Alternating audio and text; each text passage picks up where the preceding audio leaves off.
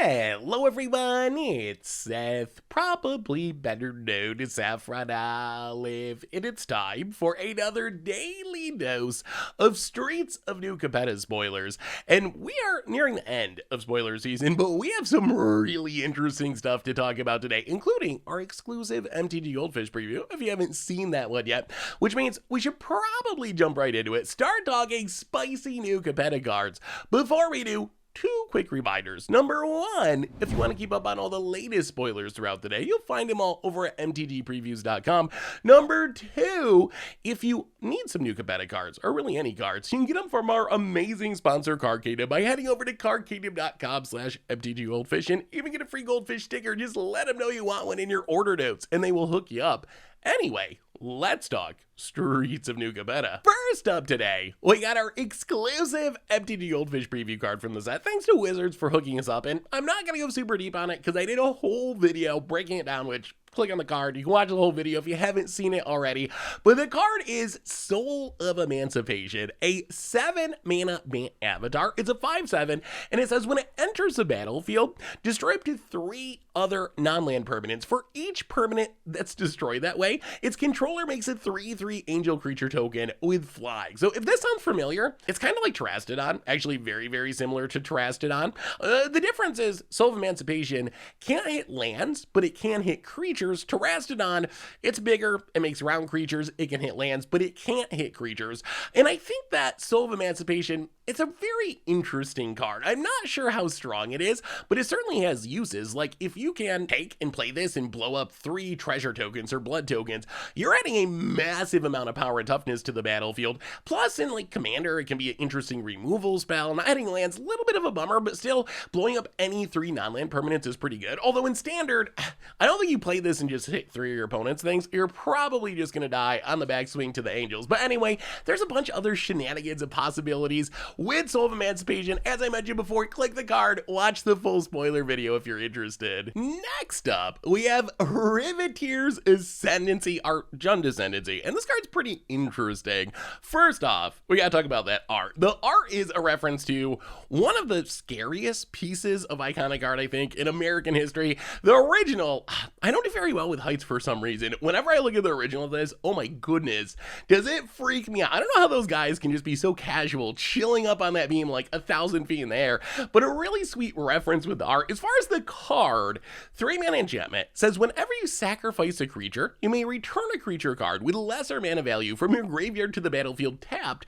Do this only once each turn. So Riveteers Ascendancy, at first glance, when I first read it, I was like, oh, that feels pretty safe. It's got 2 restrictions on it. Not only can you only use it once each turn, but the creature comes into play tapped, which means you can't block with it right away or whatever. But even with those restrictions, I think that just keeps it from being a broken combo piece and instead turns it into a pretty sweet value card. So this is not a Scrap Trawler. Scrap Trawler has a very similar style of ability for artifacts, but it doesn't have those restrictions. So Scrap Trawler, most commonly used, is this weird loopy combo style piece.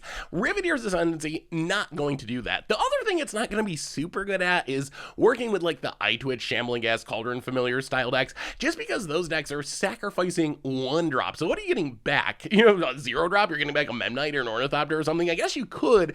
So that's the other way that this card is a little bit sketchy. Most of the popular sacrifice decks really want to be sacrificing 1 drops, not sacrificing 2, 3, 4, 5 mana spells. On the other hand, this card does do some really sweet things. In Standard, this seems designed to power up the blitz mechanic. The blitz mechanic, if you blitz a card, you're gonna have to sacrifice it on your end step anyway. So then you, whatever, blitz in your Jaxus, blitz in your Zatora's Envoy, whatever, sacrifice something to Zatora itself, and you get back a card from your graveyard for free. It's gonna be tapped so it can't block, but still, that is pretty powerful. It's slow, it's grindy, but it's still a really sweet loop. Like imagine with blitz, you're gonna be drawing a card too. That's a ton of card advantage. So I really like like the grindy card advantages can offer. The other place I'm actually excited about this card is in Modern, and I don't know if this will work out or not, but it seems really good with evoke cards. And right now in Modern, we have cards like Fury and Grief and Endurance being some of the most played and best cards in the entire format, and Riveteers Ascendancy seems absolutely perfect to work with those. Not only is it 3 colors, so it's a card you can pitch to any of these evoke elementals, but if you, let's say, maybe evoke a Grief to get the Thoughtseize effect, then later, or even the same turn, you can evoke a Fury, and then you'll get back the Grief as a real non-evoke creature for free. Same with like Grief and Endurance, so there's some really sweet value-y loops there as well. So I think people are at least going to try this in Modern. I'm going to try this in Modern with the evoke elementals. We'll see if it ends up being good enough in the long run, but I could certainly see some sort of Jund evoke sacrifice shell being really, really powerful with Riveteers Ascendancy, being a way to get around the downside of evoking, which is you got to sacrifice your creatures. As far as Commander is concerned, as I mentioned before, not a broken combo piece. You're not going to loop through your deck. It has a lot of restrictions on it, but I think that's fine. Like, even just as a value card in some sort of sack deck like Corvold or Zatora, maybe even Prosh, I feel like Riveteers Ascendancy probably worth including in your deck. Like, you sacrifice something most turns, you're getting something back that seems kind of nice. Also worth mentioning, this is once each turn, so if you have a way to sacrifice stuff at instant speed, a Woe Strider effect, an Ashnod's Altar, some sort of free sacrifice outlet, you can get additional value out of this on your opponent's turn by sacrificing something, and even though the creature comes into play tapped, you'll still get its ETB trigger, which is a nice little bonus. So even though Riveteers Ascendancy is not a broken loopy combo piece, I think it's actually a pretty good card as a grindy value engine in the right deck, in some sort of sacrifice deck, evoke deck, or blink deck. In some sort of sacrifice deck, evoke deck, blitz style deck, I think that's where this is really going to shine. We also got one of my favorite cards from the set, Workshop Warchief. 5 mana, 5/3 Rhino Warrior with Trample. When it enters the battlefield, you gain 3 life. When it dies, create a 4/4 green Rhino Warrior creature token, and then you can blitz it for 6 mana. So if you think about this card, it's kind of a new take on Thragtusk. It's actually very similar when you think about it. Both are 5 mana, both are 5/3s, both make a token when they die, both gain life when they enter the battlefield. The twist is twofold. One is Workshop Warchief has the blitz upside, and if you blitz this card, it's actually pretty powerful. You get a 5/3, and you're going to draw a card when it dies, and you're going to gain 3 life, and you're going to get a Rhino. Like, that's a lot of value for 6 mana. The downside, though, is Thragtusk works really well with blink effects. Thragtusk, one of the tricks is you just blink it, and you blink it, and you make Rhinos, and you make beasts, and you gain life. Workshop Warchief, since it triggers when it dies, not going to work with blink effects, gets got by exile style removal, but still, this card is similar enough to Thragtusk that I'm really interested to seeing how good it is in Standard. On one hand, Thragtusk was, what, a decade ago? Is Thragtusk still good? Is Workshop Warchief a twist on Thragtusk good in Standard? I think the answer is a solid maybe. Like, on one hand, Workshop Warchief offers a ridiculous amount of value. Like, it does a little bit of everything. It gains life against aggro.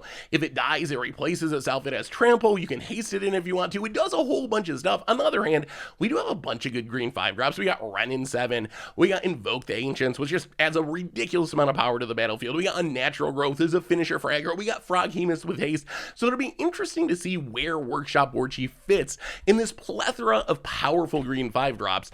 One of the downsides, as we mentioned a little bit before, is that it does kind of get got by certain removal spells. One of the upsides of Thragtusk is it triggered whenever it left the battlefield. So your opponent exiles it, you still get the 3/3. Your opponent bounces it, you get the 3/3, and you get your Thragtusk again. So you can do it again, or you can actively blink it yourself. Workshop Warchief kind of lines up a lot worse against those cards because it only triggers to make the Rhino when it dies. So if your opponent can Vanishing Verse it or Fading Hope it, you're not going to get that little bit of extra value out of it. Well, actually a lot of value. The 4/4 Rhino is one of the things that makes the card good. If you think about the blitz mode, I actually think that might be the most powerful part of the card. Sure, it's a little expensive. You're getting a 5/3 with Trample and Haste, which is essentially Skizik, which is not a super playable card in 2022, and Skizik is only 4 mana if you want to haste it in. On the other hand, if you think about everything this does, for 6 mana, you get a Skizik, a 4 mana card. You gain 3 life. you get a 4/4 Rhino, a Rock Brute when it dies. That's a 4 mana value card, like a 4/4 Rhino. That's probably something that would cost at least 3 mana, probably 4 mana. And then you also get to draw a card thanks to its Blitz ability. So even though it's a little expensive, this being blitzed in is actually a pretty value-filled effect. Immediate damage, immediate life, you get a card draw, you get a Rhino left over. That is kind of absurd for 6 mana. And then you also have all the extra synergies for blitzing we've been talking about, being able to trigger your Riveteers Ascendancy, or maybe sacrifice it to Detour to get a bunch of treasure tokens and get a bunch of damage. So you get a bunch of extra value out of it if you're playing a dedicated blitz Riveteers style deck in standard. So Workshop Warchief, I really like this card. I think this is a really interesting standard card.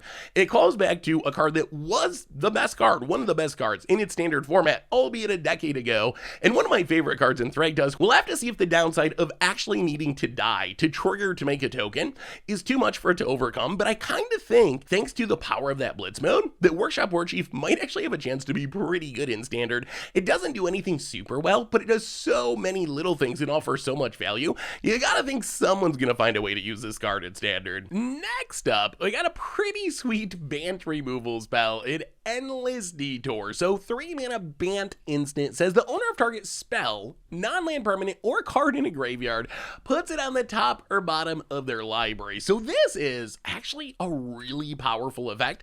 It's sort of an Ether Gust for +1 mana, but it doesn't care about the color of the card you're hitting. You can Ether Gust any non-land permanent, any spell, or a card in the graveyard, which kind of works like a Noxious Revival style effect. You can use it to maybe like fizzle a reanimation target of your opponent's, or get back something of your own, which is kind of cute. So even though none of these modes are especially efficient, like 3 mana is probably one more than you want to pay for any of these, when you put them all together, this card seems really, really strong to me. Like, remember, we're in a standard where divide by 0, 3 mana, return target spell or permanent mana value 1 or greater to its owner's hand, and learn, just got banned in standard. It was so devastating with Lear flashing back from the graveyard, not letting people do anything. Endless Detour is mostly just a better version of that, a more flexible version of that, although hopefully it won't be bannably good in standard just because it's 3 different colors of mana, so it's a little tougher to use with Lear than something like Divide by 0, but the same play pattern of like, oh, bounce your thing, annoy you like crazy, play a Lear, do it again,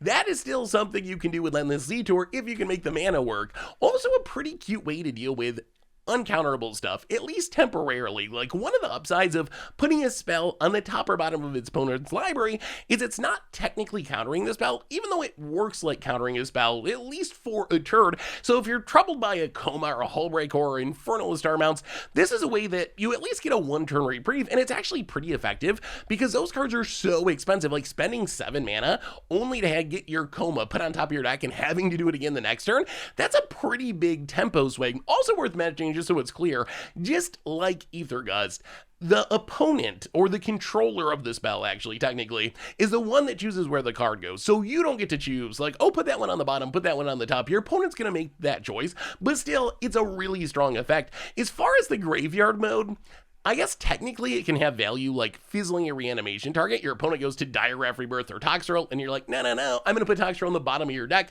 I think that's stronger than, countering the Dire Wrath Rebirth itself, because your opponent's just going to be able to cast it again, do it again the next turn. It does kind of get rid of the reanimation target forever, even though it is going to return eventually back to your opponent's hand if they put it on top of your deck. So that's one possibility, although that mode might even be better, is like a weird bad regrowth effect, where your important thing, your Ren and 7, your Vivian, whatever, ends up getting killed, and then you can use Endless Detour, if you don't get anything better to do, to put it back on the top of your deck, draw it the next turn, proceed to use your valuable Planeswalker creature, whatever, to win the game.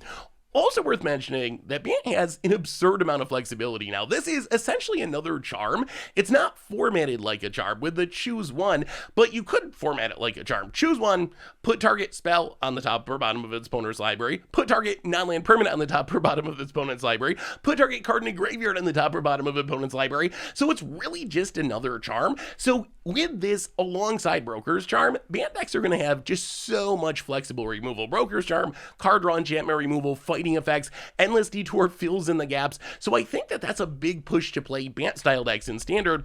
Also worth mentioning, and I hope this doesn't come to fruition, but do you remember when Teferi Hero of Dominaria was in Standard, and one of the ways Teferi decks would win was just by killing all your stuff forever, and then tucking Teferi with its own ability so they could never mill out, and then eventually you draw your deck and lose? In theory, 2 copies of Endless Detour can do the same thing, so you could play some full-on, hardcore, kill, destroy, counter all your stuff control deck with no real win condition, knowing that in the late game, you'll get to a point where you can Endless Detour to put an Endless Detour from your graveyard on top of your deck, and then use that Endless Detour to put an Endless Detour from your graveyard on top of your deck, and just keep looping those forever, so you're not actually losing any cards in your library, while your opponent is theoretically gonna be diminishing their library turn by turn, getting less cards until they eventually mill out. So I don't know if that's a realistic strategy, but certainly one to keep in mind, because I wouldn't be surprised if it came up eventually where this is something that saves you from milling out. So Endless Detour, with this amount of flexibility, I feel like this has potential to be a standard all-star. In Commander, it's okay. Maybe in like Historic or Pioneer, not sure it's quite good enough to make it in Modern, even though like Ether Gust is really strong. But once you get back to Modern, the format just values efficiency so much that 3 mana is kind of a lot. So we'll have to wait and see. But I think at least for Standard, Endless Detour, really powerful effect. Speaking of sweet Bant cards, we also got Rigo Streetwise Mentor, our new Bant weird hybrid card, a cat citizen. This is one of those cards that can be anything from triple white mana to Selesnya mana to Azorius mana to full on Bant mana. It's a 3 mana 2/2 cat citizen, enters the battlefield with a shield counter on it. So the first time it's dealt damage or destroyed, you remove the shield counter, you get to keep the creature, and then it says whenever you attack a player or a planeswalker with 1 or more creatures with power 1 or less, draw a card. So this is a pretty sweet source of card advantage, similar to Akiri Fearless Voyager. That's the closest comparison. Akiri cares specifically about equipped creatures, but it's essentially drawing you a card every turn in a deck with a bunch of equipment. Rigo does the same thing in a deck with a bunch of power 1 or less creatures. In theory, you can technically draw 2 cards in Standard. Like in a 1v1 format, it's mostly draw a card each turn, assuming you can meet its condition. Although there is a chance that you can like attack a planeswalker as well and get multiple cards. Like if you send a creature at your opponent and 1 at a Wandering Emperor, or 1 at a Kaido, or 1 at a Ren in 7, then you're going to be drawing 2 cards that turn. So that is a nice little upside. So as far as actually seeing Standard play, one thing I want to mention is just how it's formatted. It doesn't work with Adeline the way you want it to. Cards that put a creature into play tapped and attacking, like Adeline, technically don't trigger Rigo. Rigo cares about the act of attacking. Not that something is attacking, but the actual act of declaring something as an attacker. So the 1/1 token from Adeline, it's already coming into play attacking, so it's not going to trigger Rigo. On the other hand, if it sticks around in future turns, you can attack naturally with that token, and then it'll trigger Rigo. But that said, there's a ton of things that work with this card. Like, it doesn't seem that hard to build some sort of token deck where this would be a really strong source of card advantage. Even just drawing 1 card a turn, it's fine. And if you get that Planeswalker value, it's even better. But between Join the Dance, Halo Fountain, Battle for Birdigard, the pieces exist for some sort of green, white, or Bant token deck. Rabble Rousing, really powerful. Clarion Spirit, Tauren's Wedding Announcement sees a lot of play. So there's a lot of ways to just make 1/1 creatures that then turn this into a solid source of card advantage. And even though Rigo's only a 2/2, because of that shield counter, it's kind of likely to stick around for a little bit at least. Another way to do it is just play cheap creatures. Shambling Ass Eye Twitch, they're 1 powered, especially if the creatures are evasive like Eye Twitch.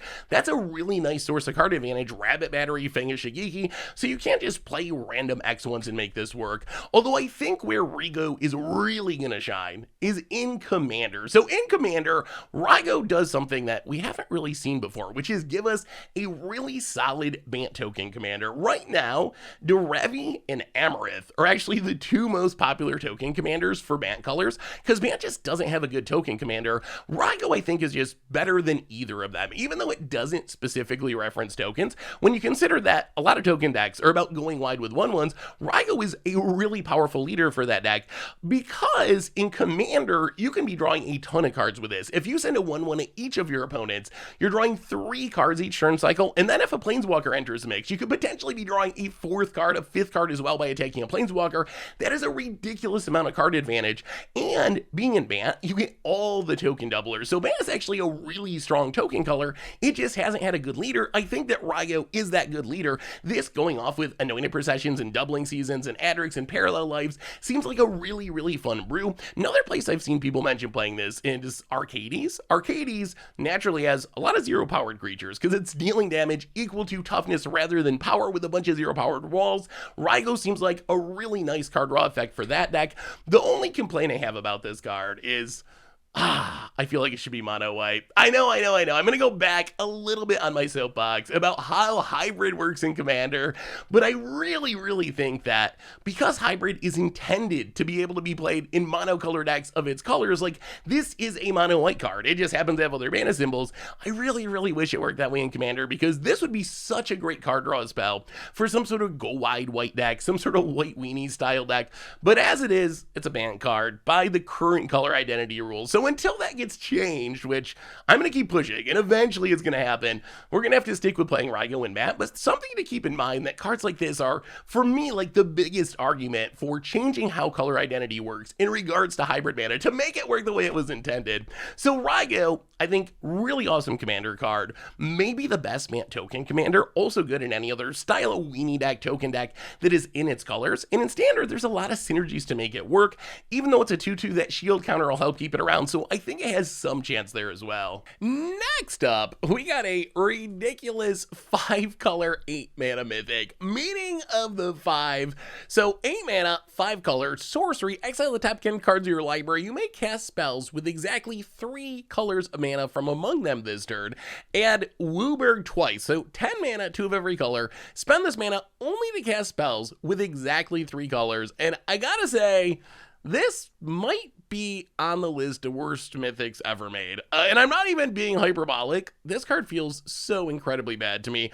Kind of reminiscent of Apex of Power, guys, a little cheaper, but of course you got to spend 5 colors of mana to get it. You get to exile a bunch of cards. The problem is you're not going to be able to cast very many cards. Think of the absolute dream scenario with this card. You cast it, you exile a bunch of 3 mana 3-color cards. You can cast 3 of them using the mana that you make with Meeting of the 5, assuming the colors line up right. If you hit 3 mana symbols of the same color, you're not going to be able to do it. That doesn't even seem that exciting, and it seems really difficult to build a deck that has enough 3-color cards to actually make this good. If you're casting 1 spell or 2 spells, that's just not very exciting for that amount of mana. And as a ritual, it's pretty lacking. It's 8 mana, it's only making 10 mana.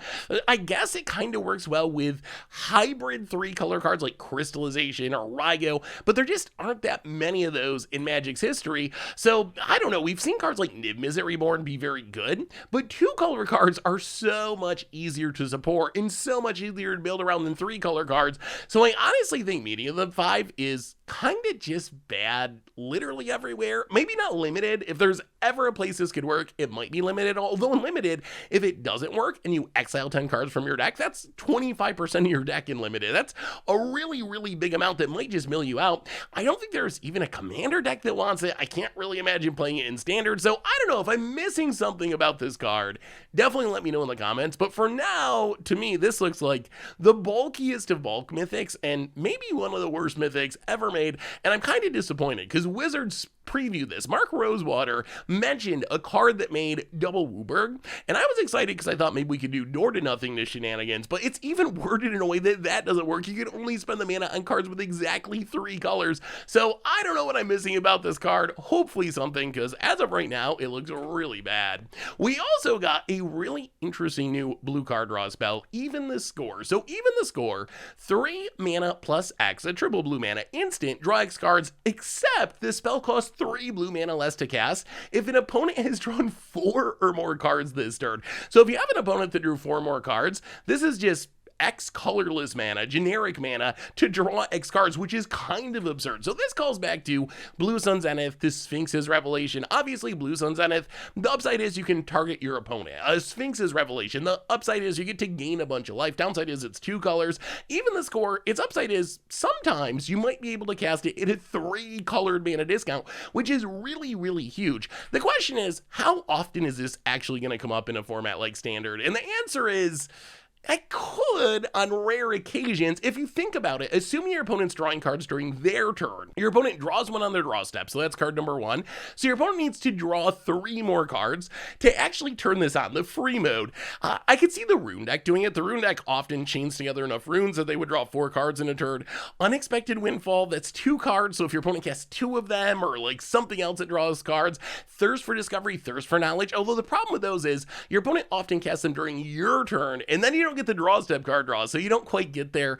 Graven Lore, I guess, is 3 cards by itself, but again, that's an instant. So it seems in Standard relatively unlikely that your opponent's going to draw 4 cards in a turn, so you're probably casting this for full price. Doubly so considering that a lot of the best card advantage spells in Standard don't actually draw cards, like Expressive Iteration, busted, so many decks play it, but it doesn't draw cards. It exiles them and puts them in your hand. Same with Memory Deluge, same with Showdown of the Skalds. So a lot of the most popular ways to generate card advantage aren't technically drawing cards. The good news is, even if you don't get the discount on this card, in the right deck, it's pretty powerful. Like, we've seen Blue Sun Zenith see play in the past, Sphinx's Revelation see play in the past. It doesn't seem impossible to me that this is just a fair way to refill your hand in some sort of ramp-style deck, maybe Bant ramp or something along those lines. You could play it in a control deck, blue-white control, maybe you play a copy or 2 just to refill your hand in the late game. You can do it at instant speed, so you leave up all your stuff and then you cast it. So even if you don't hit the discount in Standard, the rate is close enough that I think it's fine. Once you get back to older formats, there's good news and bad news. The good news is it becomes much more likely that your opponent's going to draw 4 cards in a turn. The bad news is Blue Sun Zenith and Sphinx's Revelation just usually aren't that playable in older formats. But like, take Legacy, for example. If your opponent casts a main phase during their turn Brainstorm, it turns on Even the Score. Your opponent brainstorms, they draw a card for their turn, that's 4 cards, then you can cast Even the Score, refill your hand. In Pioneer, Treasure Cruise gets it done. We see in various formats, Historic, Pioneer, even Modern, Arclight Phoenix's decks that are often chaining together Faithless Lootings, Considers, drawing enough cards that you could easily turn on Even the Score. Jason Mind Sculptor, definitely a sorcery speed brainstorm. The downside of brainstorm is a lot of times your opponent brainstorms on your turn, and then again, you don't have the draw phase card to get that extra card, to get the 4th card, but I think in older formats, we'll have to wait and see. It is much more likely to be turned on, but at the same time, if it's not turned on, it's a much less playable effect. In a format even like Historic, if you're casting this, for 4 mana and drawing 1 card, oh my goodness, that's so slow. And once you get back to Modern or Legacy, the same thing's true. Like, if you aren't getting the discount, it's just going to be way, way too slow to work. So we'll have to wait and see, but I am interested in this in older formats, if not as a main deck card. Maybe it's something you stick a copy in your sideboard, and when you run into the Jace deck, or the Treasure Cruise deck, or the Phoenix deck with the Faithless Lootings, that's when you bring this in and go to town refilling your hand. In Commander, it also seems pretty easy to turn on. You got 3 opponents in Commander, everyone's trying to draw cards, you got specific cards that just turn on by itself. Sylvan Library, that's going to get the job done. Secret Rendezvous, that's going to get the job done. Rhystic Study, probably going to get the job done. Wheel Effects. So in Commander, I actually really like this card. A little bit of a bummer that it's blue mana, so you got to beat a blue deck, because it kind of defeats the colorless discount purpose of it. But still, if you're someone who's playing similar effects, Pull from Tomorrows or Brain Geysers or even Blue Sun Zenith and not planning on targeting your opponent with it, I think this is mostly an upgrade. So if you're playing a big mana deck like Krufix, an X-Spell deck like Zasara, some sort of ramp deck like Kaza, a card draw deck like Locust God, I think that Even the Score definitely is at least competing for a slot in your deck in Commander. So Even the Score, it's a really neat design. I wonder if it could have just been rare. Does it need to be a mythic? I don't know. The discount is really cool. It's just not going to happen all that often, I don't think, in Standard in specific, but its rate is good enough that even if you don't get the discount, it's a fine way to refill your hand. We also got one of my favorite cards from the entire set, Sanctuary Warden. This card is really good. 6 mana, 5/5, Angel Soldier with flying. It enters the battlefield with 2 shield counters on it, which means it's going to get destroyed or take damage 2 times before the 3rd time actually kills it. So it's going to be really hard to deal with. And then whenever it enters the battlefield or attacks, you can remove a counter counter from a creature or planeswalker you control. If you do, you draw a card and create a 1/1 green and white citizen creature token. So even by itself, this card is kind of absurd. You start with this weird, like, Deathless Angel, hard to kill big flying body. If you think about the ability to remove counters from itself to draw cards, over the course of 2 turns, you're going to get a Muldrifter. You can remove one with its ETB, then you attack and remove one. Sure, your shield counters are gone, so it's no longer Deathless Angel-y,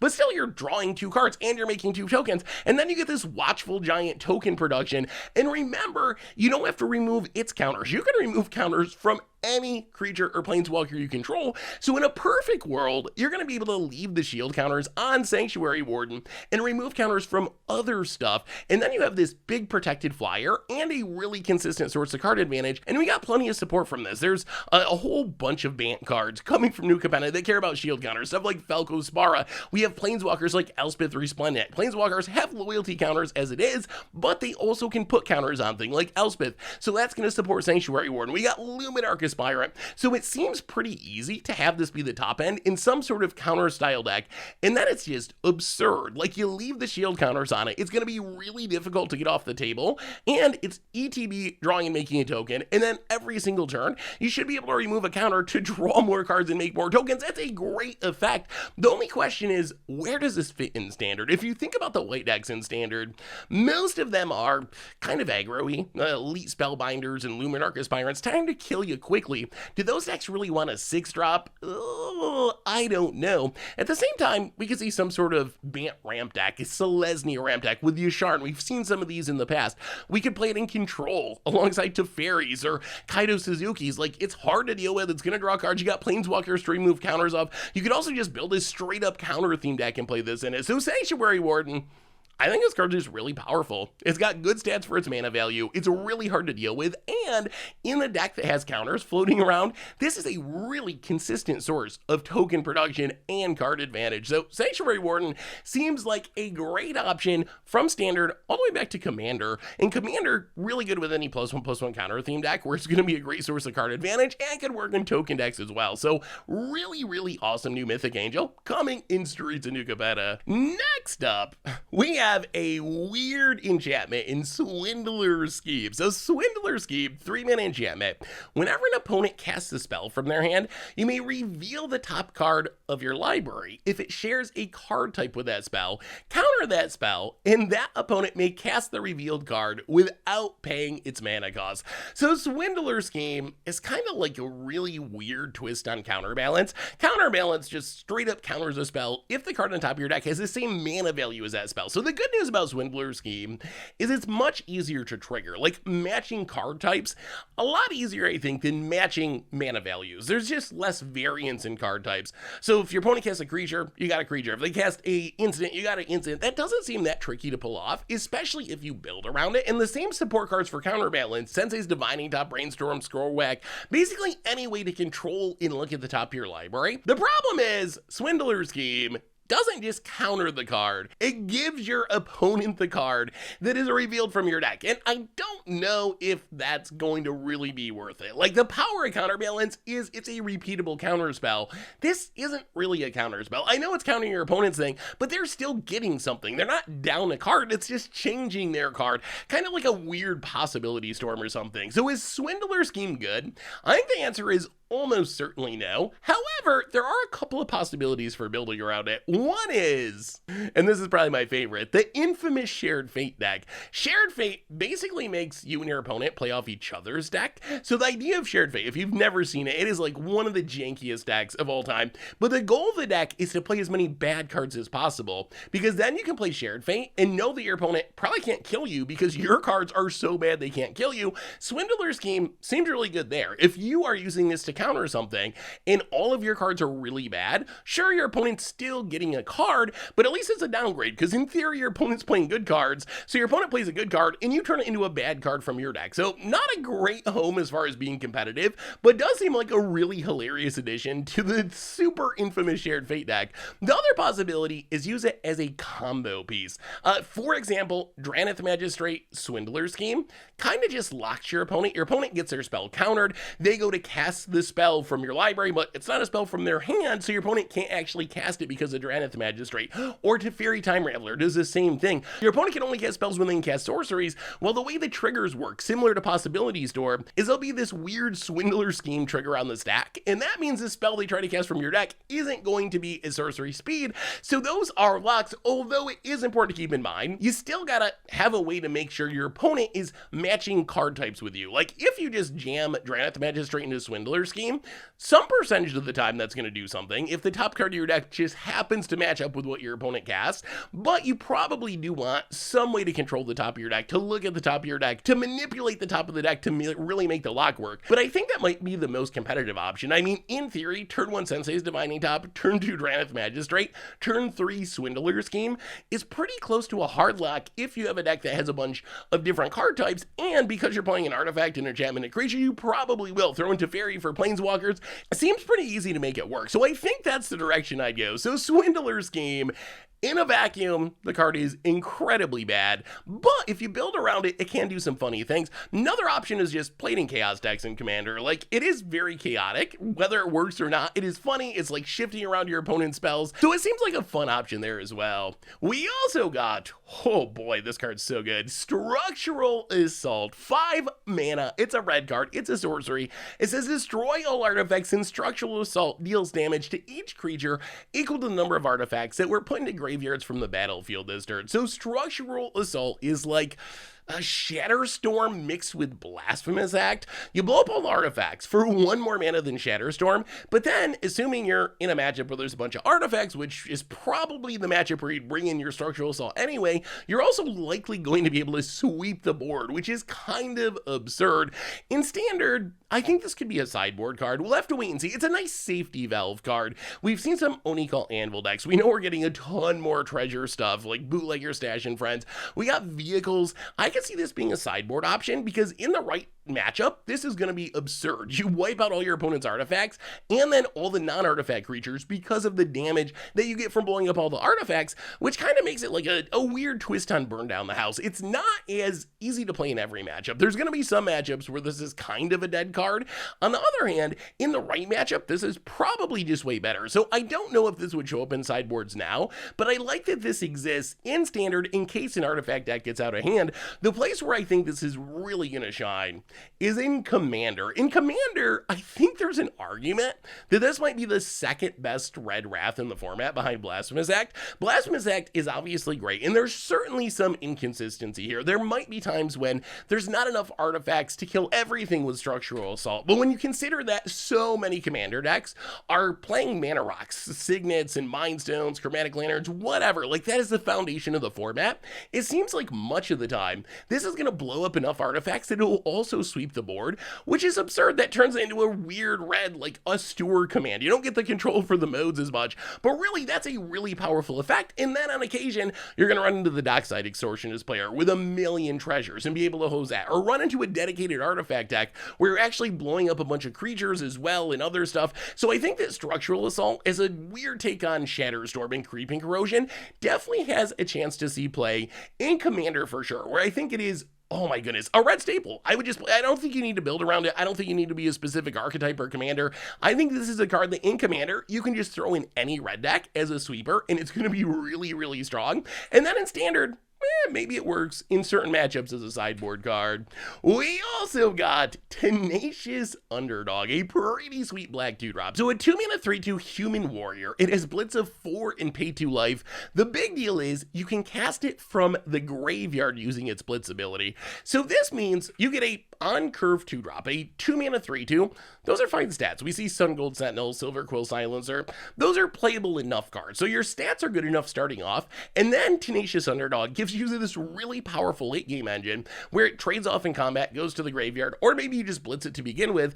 And then if you run out of things to do, you can always blitz this for 4 mana, put it into play with haste, maybe get in some damage, and then draw an extra card, and then do it again the next turn. So this is essentially pay 4 and 2 life to draw an extra card every single turn, and maybe gain a little bit of damage along the way. So it's a really nice late game engine in certain matchups. Like if you're playing aggro against control, your life total is not really under that much pressure, but but it's going to be hard to keep up on cards. Having something like Tenacious Underdog that's a fine aggro early game threat and then can also be a card advantage engine in the late game seems ideal for those matchups. Kind of a little bit weirdly reminiscent of like a Scrap Heap Scrounger just coming back from the graveyard, same stats, and we see Scrap Heap seeing play all the way back to Pioneer at least, doesn't really see Modern play, and I think that we could see that with Tenacious Underdog as well. Could also work in some sacrifice decks, maybe played alongside Skyclave Shade, Eye Twitch, with Deadly Dispute. We got some synergies there, so maybe that's another option. I could see this showing up in Pioneer and Historic and like mono black aggro in the 2-drop slot where you got a good enough creature, and then you have this card advantage engine coming back from the graveyard. Those decks really want these effects. A little bit worse now that Farewell's a thing, but really minus Farewell, these are the kind of effects that you want being an aggro deck in an older format to fight through control decks so your opponent can use their removal, sweep your board, and you still have threats coming back from the graveyard.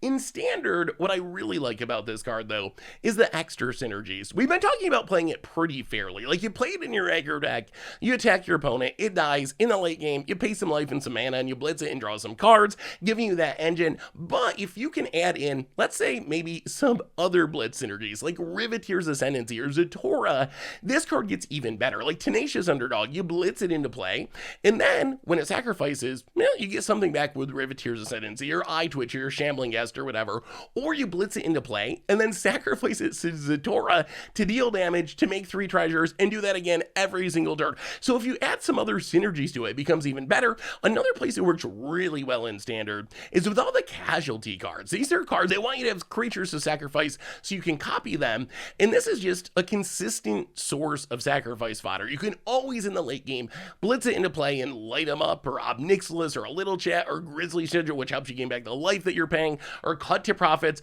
So I think that Tenacious Underdog, it's fine as just like a black aggro threat, a recursive black aggro threat, but if you have those sacrifice synergies or those blitz synergies, then it becomes even better. So I actually think this might be one of the most powerful constructed cards from the entire set, and I expect it to see a lot of play in Standard, in fair decks, also in decks that are built around its sacrifice synergy, and possibly back to like Pioneer and Historic too. As far as lower rarity stuff, we got a few good ones worth mentioning individually. Boon of Safety, 1 mana instant, put a shield counter on target creature, scry 1.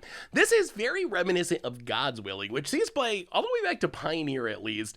There's a twist here. God's Willing gives a creature protection from a color of your choice and then scries 1. So God's Willing always going to fizzle a targeted removal spell, but not going to do anything against a Wrath. Boon of Safety, because a shield counter prevents a creature from being destroyed, actually does fizzle a Wrath, which is an upside. The downside is it doesn't fizzle every targeted removal spell. If your opponent has exile-based removal, bounce-based removal, it can still get through the shield counter from Boon of Safety. But really, considering how good God's Willing is, I think that this is a card to keep in mind for stuff like Feather-style decks, Prowess-style decks, back through at least Pioneer, Historic, maybe even in Modern. Which one is better? Really going to depend on the specific meta, how worried you are about Raz. Also worth mentioning that God's Willing is good at forcing through combat damage, which a shield counter isn't going to do. You can't give your creature protection from a color of a blocker with Boon of Safety, but still, I think this is a pretty reasonable protection spell that has a chance to see play.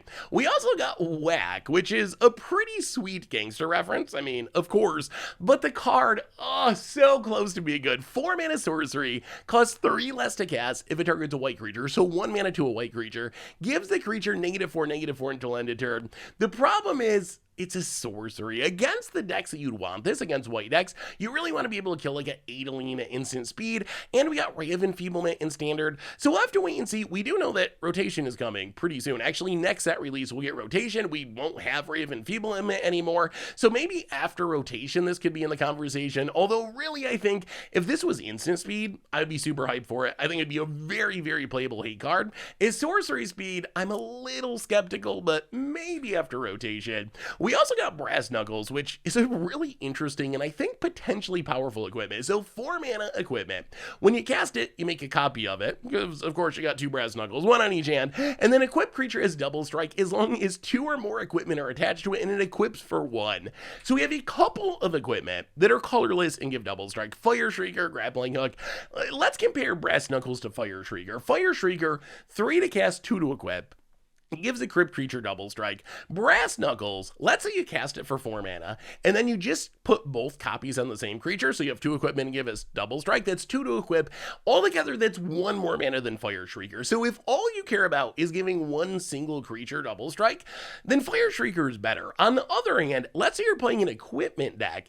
It seems very possible that you can Brass Knuckles, equip 1 to 1 creature, another to another creature, both of which hopefully already have equipment on it, and give 2 creatures double strike for 1 more mana than Fire Shrieker, and that's kind of bonkers. Plus, getting 2 instead of 1 is supporting your Pure Steel Paladins, whatever, synergies you have for just having artifacts or equipments on the battlefield, entering the battlefield. So I think that Brass Knuckles probably has a chance to see play in equipment decks in specific, if not in standard, at least in commander. We also got Jeweled Thief, which I gotta give a shout out to just because of how absurd it is for a common. Is this card good enough to actually make it in standard or whatever? I don't know, but it wasn't that long ago I was highly picking Nessian Coursers, just a 3 mana 3/3 common green creature in limited because 3 mana 3/3 is pretty good stats. Well, now we got a 3 mana 3/3 common creature that's a cat rogue that has vigilance, that has trample, and when it enters the battlefield make a treasure token. That is an absurd amount of power for a common. That's just like so strong. So whether or not this actually makes it in 60 card formats or any formats, it doesn't really matter, but it's certainly true that the power of commons is going up, and I definitely like that. We had some really boring commons for a long time that were just not interesting. Every common was just a throwaway that you didn't even have to pay attention to. Cards like Jeweled Thief show that that's no longer true, and the more power we get at common, the better, because commons are the most accessible, the cheapest cards. We also got Night Clubber, 3 mana 2/2 human warrior. When it enters the battlefield, creatures your opponents control get -1/-1 until end of turn, and you can blitz it for 3. This is worth remembering just because of Goblin Chain Whirler or Plague Mare. It's not as good as Chain Whirler, but coming into play and giving all your opponent stuff -1/-1 until end of turn can certainly be very valuable in some matchups against token decks, some go wide aggro decks with a lot of X1s. So we'll have to see where the standard meta ends up post New Capenna, but I could see this being a good sideboard card if there's a lot of token decks running around. We also got Glittering Stockpile, a new 3 mana treasury mana rock. Taps to add a red mana and you put a stash counter on it, and then you can tap it and sack it, and you add X mana of any one color where X is the number of stash counters on it. So I know that 3 mana rocks are kind of out of fashion in Commander, but if your 3 mana rock has enough upside, like Curse Mirror, it can still be very good. And I think that Glittering Stockpile's ability to make mana, but also store up mana for a big turn later in the game when you don't really need 1 extra mana, might be enough upside to make it worth considering at least. So I'm planning on trying this in my red Commander decks because I really like that it's fine enough on turn 3, and then if you get it on turn 3, by the time you get to turn 6, 7, 8, 9, you're going to have this huge amount of mana build up where you can use this to have one big combo turn, win the game, play your whatever insurrection, whatever finisher you have, combo you have to close out the game. So I think that that might be enough upside to make Glittering Stockpile a playable 3 mana value rock in Commander. Finally today, we just got a ton of lower rarity stuff, way too much to talk about, but you can find it all over at mtgpreviews.com. And that brings us to the end of our main set daily Streets of New Capenna spoilers for today. There's still Commander spoilers coming out in a little while. I'll do a video on those over on the Commander channel, so check that out if you're interested. Otherwise, let me know what you think. What do you think about all these crazy cards we got today? Those new mythics. What are we going to do with them? What do you think of Bant in New Capenna? How good is that shard? What card are you most hyped for? What are you building? What are you brewing? What are you doing with them? Let me know what you think in the comments. Thanks for watching, everyone, and I'll be back tomorrow with one more main set dose of daily Streets of New Capenna spoilers. We get the full main set tomorrow. So until then, have a wonderful night, and I will talk to you soon. Thanks for watching the video. If you enjoyed it, help us out by clicking that like button down below. And to keep up on all the latest and greatest, click that subscribe button. And don't forget to hit that bell icon to get alerts whenever we have new videos. And if you want to, check out some of our other sweet videos here and here.